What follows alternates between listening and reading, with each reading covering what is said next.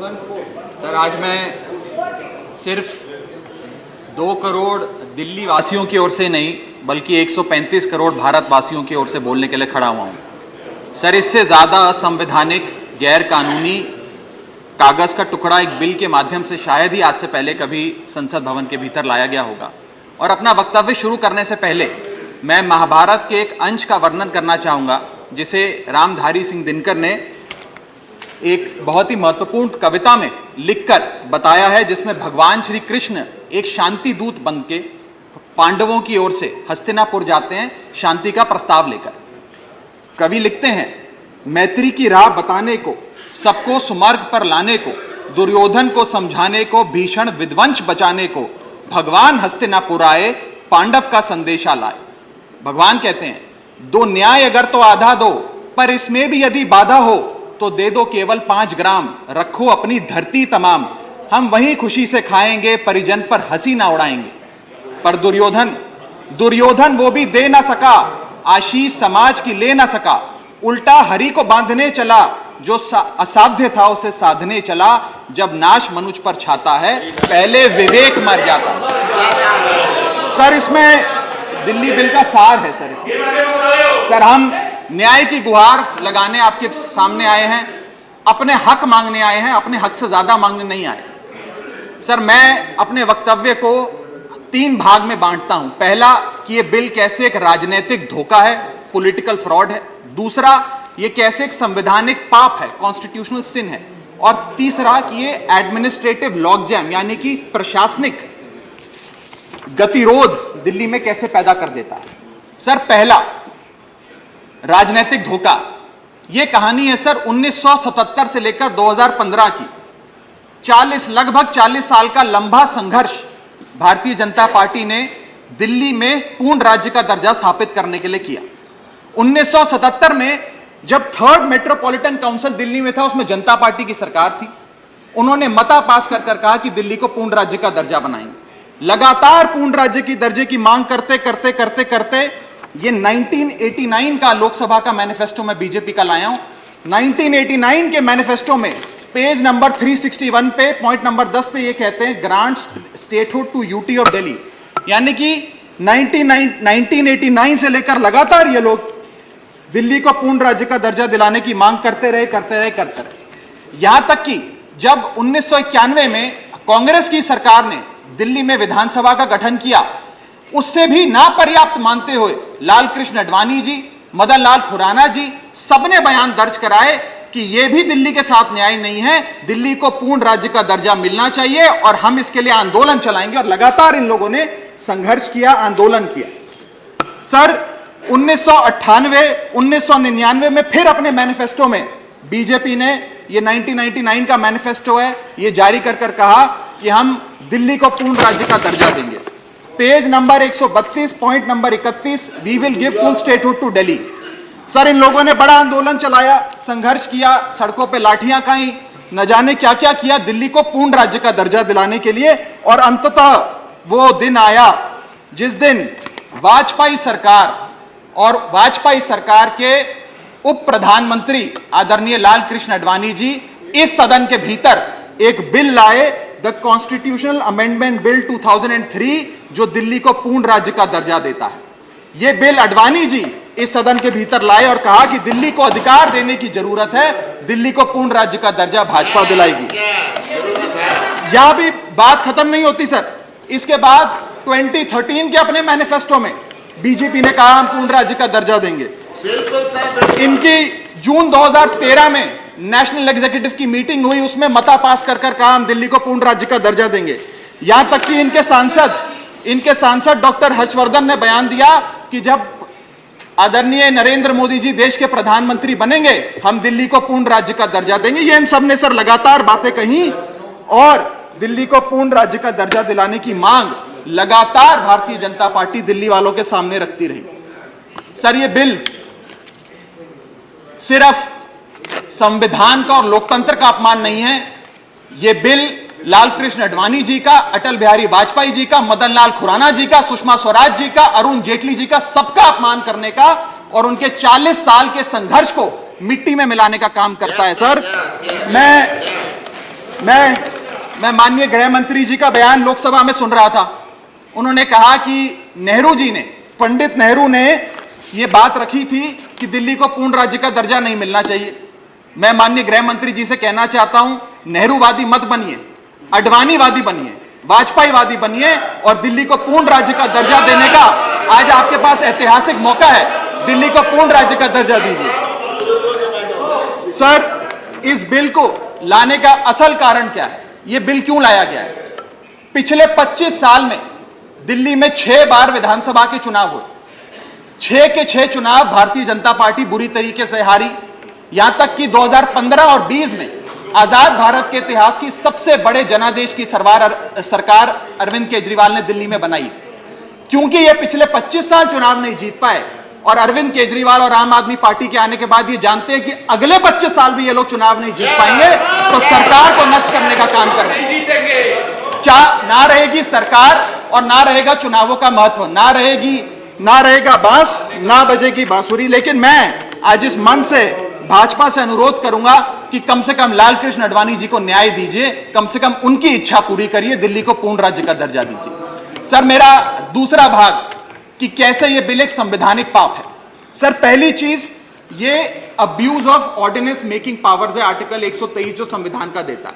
संविधान ये कहता है, और वाईवी चंद्रचूड़ साहब का AK Roy versus union of India एक बड़ा महत्वपूर्ण लैंडमार्क जजमेंट है, जिसने कहा कि ऑर्डिनेंसेस सिर्फ आपातकालीन और विषम परिस्थितियों में लाए जाएंगे। ऐसी कौन सी आपातकालीन और विषम परिस्थितियां आ गई कि आपको सुप्रीम कोर्ट के फैसले को 8 दिन के भीतर बदलना पड़ गया?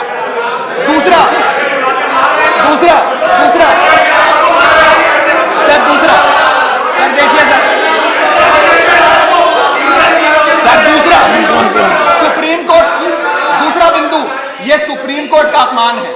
सुप्रीम कोर्ट के फैसले को 8 दिन के भीतर 5 जजों के संवैधानिक पीठ के सर्वसम्मति के फैसले को बदल के आज भारतीय जनता पार्टी ने एक मैसेज दिया है कि हम सुप्रीम कोर्ट को भी चैलेंज करते हैं, सुप्रीम कोर्ट के फैसले को भी नहीं मांगते।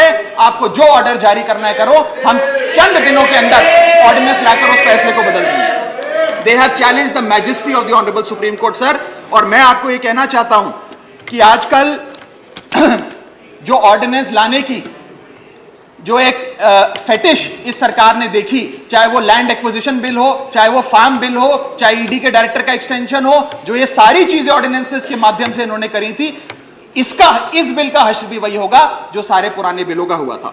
सर, थर्ड बिंदु कि कैसे ये बिल संघीय ढांचे को एरोड करता है। हमारा भारत का संविधान और सुप्रीम कोर्ट का 2023 का 2018 का संवैधानिक पीठ का फैसला कहता है कि दिल्ली के पास एक यूनिक फेडरल आइडेंटिटी है, यूनिक कॉन्स्टिट्यूशनल आइडेंटिटी है, और भारत का संविधान जो हमें संघीय ढांचा देता है, जो शक्तियां देता है, उन शक्तियों को एनक्रोच करने का काम यह सरकार करती है, हमसे अफसरशाही और तमाम शक्तियां छीनकर।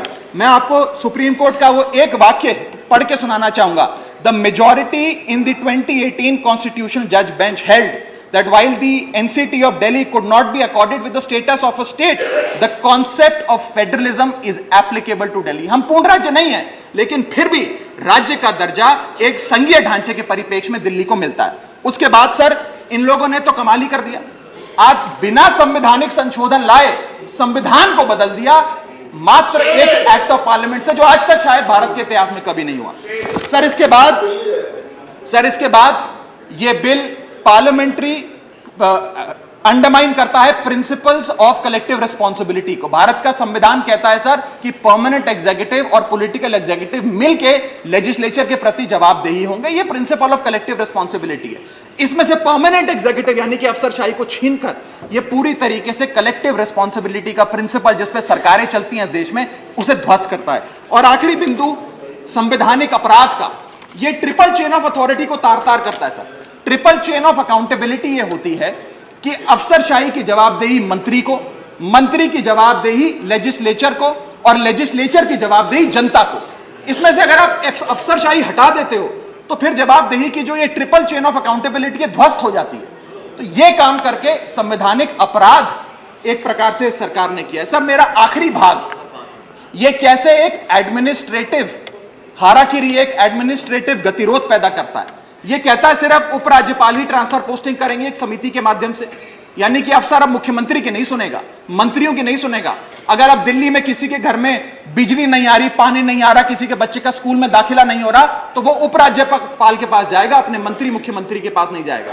क्या लोग जानते हैं उपराज्यपाल कहां रहता है? उपराज्यपाल कौन सी विधानसभा से चुनाव लड़ा, उपराज्यपाल ने कौन सा चुनाव जीता? लेकिन सारी शक्तियां एक चुनी हुई सरकार से निकालकर उपराज्यपाल को देता है। यह आगे कहता है सर ये बिल कि हम एलजी को सोल डिस्क्रिशन देते हैं, स्वयं के विवेक से फैसले लेने की तमाम शक्तियां। आज तक उपराज्यपाल और गवर्नर काउंसिल ऑफ मिनिस्टर्स की एड एंड एडवाइस से बाध्य थे, लेकिन यह बिल उपराज्यपाल को सुपरसीडिंग पावर देता है।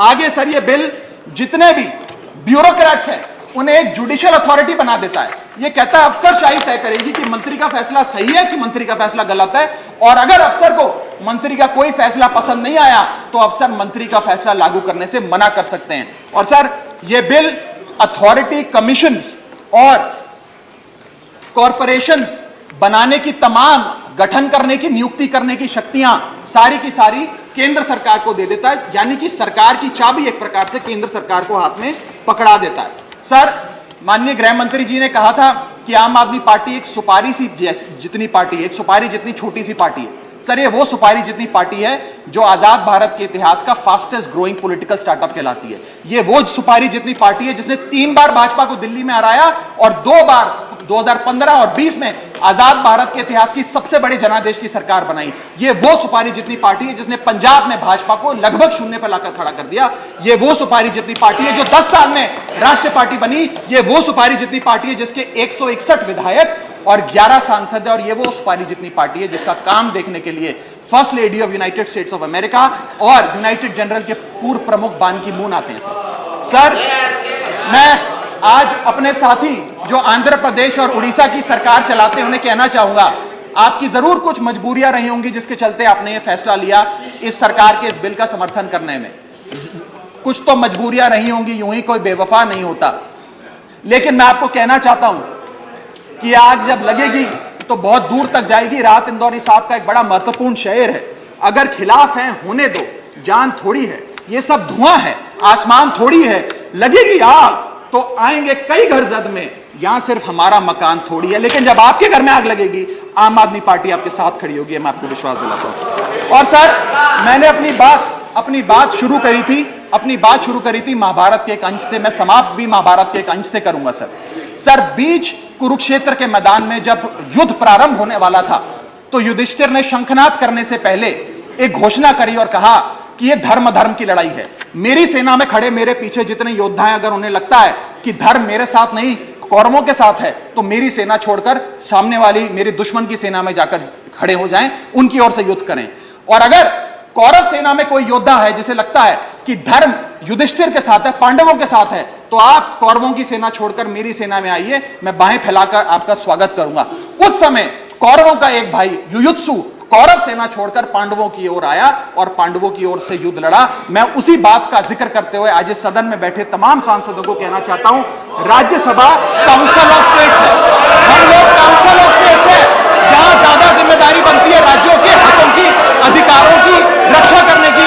मैं मांग करता हूं आज आप लोग पार्टी लाइन से ऊपर उठकर, विचारधारा से ऊपर उठकर संविधान को बचाने के लिए, लोकतंत्र को बचाने के लिए इस बिल को हराइए।